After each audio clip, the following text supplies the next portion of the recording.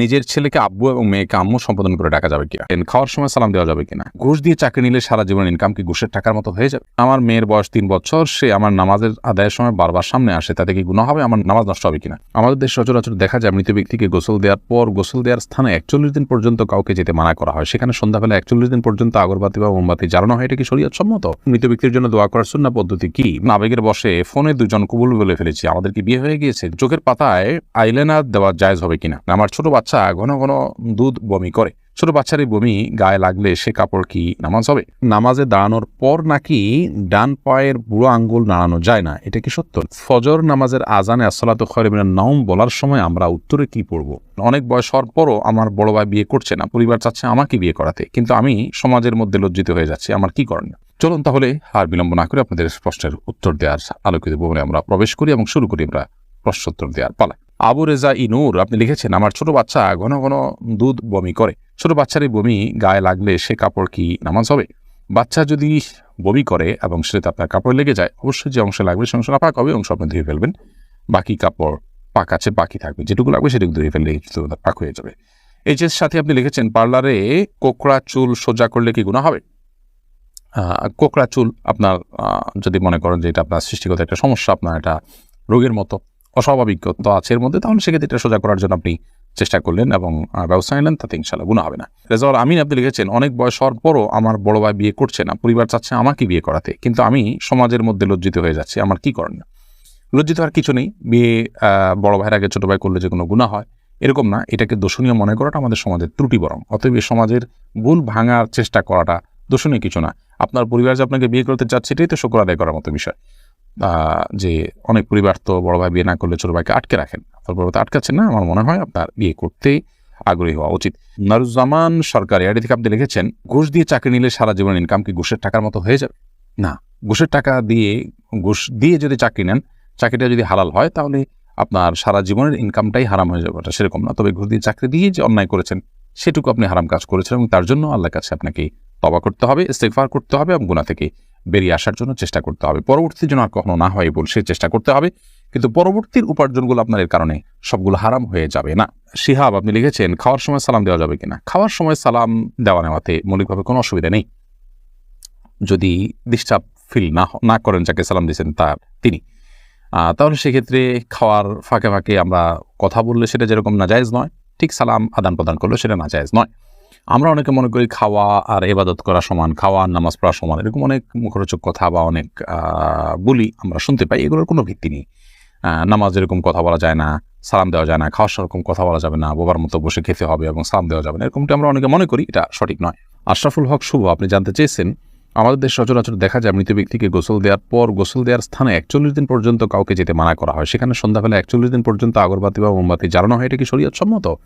কোনো জায়গায় মৃত ব্যক্তিকে গোসল দেওয়া হলে সেখানে এই প্রথাটি আমাদের সমাজে অনেক ক্ষেত্রেই প্রচলিত আছে, যে আগরবাতি বা মোমবাতি ইত্যাদি সেখানে আপনার জ্বালানো হয় এবং সন্ধ্যাবেলা 41 দিন পর্যন্ত এই কাজটি করা হয়, কেউ সেখানে যেতে চাইলে নিষেধ করা হয়। এটি সম্পূর্ণ কুসংস্কার এবং এ ধরনের বিশ্বাসগুলো শিরকি বিশ্বাস, কুসংস্কারচ্ছন্ন বিশ্বাস, এর বেশিরভাগই এসছে হিন্দু সমাজ থেকে। একজন মুসলমানের এই সমস্ত কুসংস্কারকে বর্জন করা উচিত। যেখানে গোসল দেওয়া হবে সে জায়গার বিশেষ কোনো বিধান নাই, সেটা অন্য 10টা জায়গার মতোই একটি জায়গা। এমনি আরিফুল ইসলাম জানতেছেন, মৃত ব্যক্তির জন্য দোয়া করার সুন্নাহ পদ্ধতি কি? মৃত ব্যক্তির জন্য আল্লাহ তাআলার কাছে সাধারণভাবে দোয়া করবেন, আল্লাহ আপনি তাকে মাফ করুন, ক্ষমা করুন, ইস্তিগফার করবেন, কায়মন ওয়াক্যে আল্লাহর কাছে তার পক্ষ হয়ে সুপারিশ করবেন, ক্ষমা চাইবেন। এসএচ রুবেল, এছাড়া বিশেষ কোনো পদ্ধতি নেই, একত্র হতে হবে, লোকজন জড়ো করতে হবে, হুজুরদেরকে নিয়ে আসতে হবে, এমন কোনো কথা কোরআন হাদিসে আমাদেরকে বলা হয়নি। আমির আনুর আপনি লিখেছেন, চোখের পাতায় আইলাইনার দেওয়া জায়েজ হবে কিনা। আপনি আইলাইনার যদি দেন বা সাজসজ্জার জন্য দেন, তাহলে সেক্ষেত্রে চোখের সৌন্দর্য বৃদ্ধি করার উদ্দেশ্যে দিতে পারেন, স্বামী থাকলে স্বামীকে প্রদর্শন করবার জন্য, কিংবা মাহারামদের সামনে শুধুমাত্র এটি প্রদর্শিত হবে।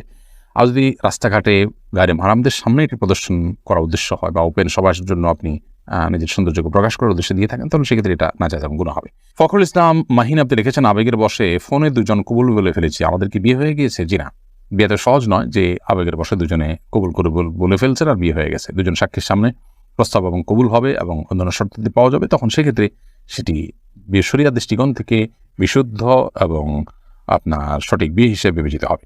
মাহমুদুল হাসান ভুঁইয়া, আপনি জানতে চেয়েছেন ফজর নামাজের আজানে আসসালাতু খায়রুম মিনান নাওম বলার সময় আমরা উত্তরে কি পড়ব।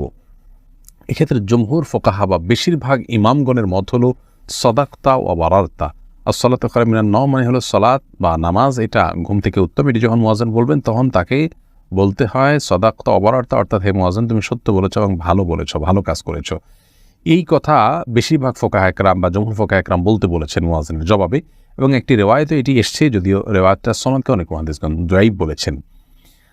আর এই কারণে অন্য একদল উলামা ইকরাম বলেন যে আসসালাতু খায়রুম মিনান নাওম যখন বলবো আমরা, মুয়াজ্জিন যখন আসসালাতু খায়রুম মিনান নাওম বলবে আমরাও আসসালাতু খায়রুম মিনান নাওম বলবো।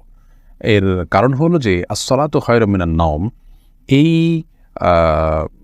বাক্যটি মুয়াজ্জিনের বাক্য, আর এক্ষেত্রে নবী আলাইহিস সালামের সাধারণ যে নির্দেশনা বুখারী মুসলিমে আসছে যে ফাকুলু মিসলা মা ইয়াকুল ইযা সামি'তুমুন নিদা, যখন তোমরা মুয়াজ্জিনের আযান শুনবে ফাকুলু মিসলা মা ইয়াকুল মুয়াজ্জিন, তখন মুয়াজ্জিন যা বলবে হুবহু তোমরা তা বলো। শুধুমাত্র হাইয়া আলাস সালাহ হাইয়া আল ফালাহর মধ্যে নবী আলাইহিস সালাম ওই হাদিসে লা হাওলা ওয়া কুওয়াতা ইল্লা বিল্লাহ বলতে বলেছেন। অতএব দুইটা বাদে বাকি সবগুলোতেই ওই হাদিসের সাধারণ যে নির্দেশনা সেটা অনুযায়ী আসসালাতু খায়রুম মিনান নাওম শুনলে আসসালাতু খায়রুম মিনান নাওম অর্থাৎ হুবহু এটা অনুকরণ করার নির্দেশনা দিয়ে থাকেন। এসেছে রুবেল, আপনি জানতে চেয়েছেন এডি থেকে নামাজে দাঁড়ানোর পর নাকি ডান পায়ের বুড়ো আঙ্গুল নাড়ানো যায় না, এটা কি সত্য? না, এরকম কোনো কথা আমাদের জানা নেই, প্রয়োজন হলে নাড়ানো যেতে পারে। সামি, আপনি লিখেছেন মনের মধ্যে খারাপ চিন্তা আসলে কি করণীয়। মনের মধ্যে খারাপ চিন্তা যদি আসে তাহলে সেক্ষেত্রে প্রথমত সেখান থেকে নিজেকে সরাবার জন্য আপনার চেষ্টা করা। খারাপ চিন্তা যে কারণে আসে, যে জায়গায় গেলে আসে, বিচরণ করলে সেই জায়গাগুলোতে সরে আসা এটা কর্তব্য। আর আল্লাহ সম্পর্কে, আখিরাত সম্পর্কে বাজে চিন্তা ইত্যাদি অনেক সময় আসে, এরকম আসলে তাহলে সেক্ষেত্রে বাম দিকে 3 বার প্রতীকী থুতু ফেলে থু এভাবে 3 বার প্রতীকী থুতু ফেলা এবং আমানতু বিল্লাহি ওয়া রাসূলিহি পড়া এবং আউযু বিল্লাহি মিনাশ শাইতানির রাজিম পড়া, এগুলোর মাধ্যমে ইনশাআল্লাহ বিদিনিল্লাহ আমরা মনের বাজে চিন্তাকে দূর করার চেষ্টা করতে পারি। করির বেগম লিখেছেন আমার মেয়ের বয়স 3 বছর, সে আমার নামাজের আদায়ের সময় বারবার সামনে আসে, তাতে কি গুনাহ হবে? আমার নামাজ নষ্ট হবে কিনা? না, আপনার গুনাহ হবে না এবং আপনার নামাজ নষ্ট হবে না। তবে ছোট বাচ্চা আপনার নামাজের খুব বেশি সমস্যা তৈরি করবে এরকম মনে হলে অন্য কেউ থাকলে তাদেরকে দিয়ে তাকে ধরে রাখার বা তাকে নিয়ন্ত্রণ করার ন্যূনতম চেষ্টা করা উচিত। আব্দুর রহমান জানতে চেয়েছেন আমি একজন দর্জি, মহিলাদের পোশাক তৈরি করি, আমি যদি কোনো মহিলাকে তার ইচ্ছা মতো ডিজাইন জামা বানিয়ে দিই আর সে যদি সেটা পরে বেগানা পুরুষের সামনে যায়, দিকে আমার পাপ হবে? যদি এমন হয় যে পোশাকটা বানানোই হচ্ছে পাপের কাজের জন্য আপনি জানেন, তাহলে সেক্ষেত্রে তাকে সহায়তা হবে তার সেটা তৈরি করে দিলে। সেজন্য এটি তৈরি করার ক্ষেত্রে আপনি ডিনাই করা উচিত, এতটুকু এখতিয়ার অধিকার আপনার থাকা উচিত এবং ইমানি গায়রত যেটাকে বলে ইমানি আত্মসম্মান বোধ সেটা আপনার থাকা উচিত। আর যদি এই লেভেলের সমস্যা না হয়, বরং এটা তিনি বাসায় পড়তে পারেন, তার স্বামীর সামনে পড়তে পারেন, বাহিরে পড়তে পারেন, কি করবেন আপনি জানেন না, তাহলে আপনি খুঁচিয়ে তাকে জিজ্ঞেস করার কোনো প্রয়োজন নেই এবং এর কারণে আপনার গুনাহ হবে না। তিনি যদি এটাকে অন্যায় কাজে ব্যবহার করেন ইনশাআল্লাহ আপনার গুনাহ হবে না। এস এ হাবিব, আপনার প্রশ্নটি আপনি লিখেছেন নিজের ছেলেকে আব্বু এবং মেয়েকে আম্মু সম্বোধন করে ডাকা যাবে কিনা। স্নেহের জায়গা থেকে বা মমতা করে তাদেরকে আব্বু বা আম্মু ডাকতে কোনো অসুবিধা নেই, এটার উপকার্থে আব্বু আম্মু ডাকা হয়। আব্বু আম্মু ডাকার মানে এই না যে আমার কাগজে কলমে জন্মদাতা পিতা বা মাতা হিসেবে তাদেরকে ঘোষণা দিলাম, এরকম তো আর কেউ করে না। অতএব স্নেহের বসে তাদেরকে আব্বু কিংবা আম্মু ডাকাতে কোনো সমস্যা নেই।